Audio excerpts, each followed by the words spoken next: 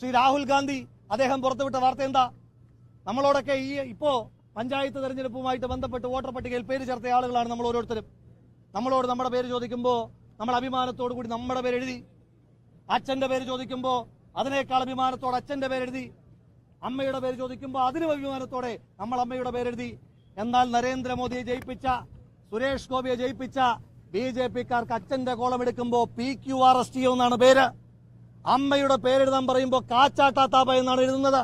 അങ്ങനെ PQRST അച്ഛന്, കാച്ചാട്ടാത്താപ്പ അമ്മയിലുണ്ടായ കുറെ അക്ഷരലിപികളായ കുഞ്ഞുങ്ങളാണ് BJP-യുടെ നരേന്ദ്രമോദിയെ തൊട്ട് സുരേഷ് ഗോപി വരെ വിജയിപ്പിച്ചത് എന്നുള്ള ഏറ്റവും ഭീതിജനകമായ വാർത്ത പുറത്തേക്ക് വരികയാണ്. BJP-ക്കാർക്കിടയിൽ ആ കള്ളന്മാരുടെ കൂട്ടത്തിൽ ഏറ്റവും സത്യസന്ധനായ കള്ളൻ ശ്രീ സുരേഷ് ഗോപിയാണ്. അദ്ദേഹം പലകുറി കേരളത്തോട് പറഞ്ഞതാണ്, ഈ തൃശ്ശൂർ ഞാനിങ് എടുക്കുകയാ എന്ന്. അന്നേരമൊന്നും നമ്മൾ വിശ്വസിച്ചില്ല.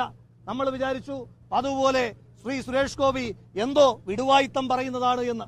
പക്ഷേ അദ്ദേഹം ആ കള്ളന്മാർക്കിടയിൽ ഏറ്റവും സത്യസന്ധനായ കള്ളനായതുകൊണ്ട് അദ്ദേഹം പറഞ്ഞു വെച്ചതാണ്, ഞാൻ ജയിക്കുകയല്ല കട്ടെടുക്കുകയാണ് എന്ന് നിരവധി തവണ സുരേഷ് ഗോപി തന്നെ പറയുന്ന സാഹചര്യം ഉണ്ടായി.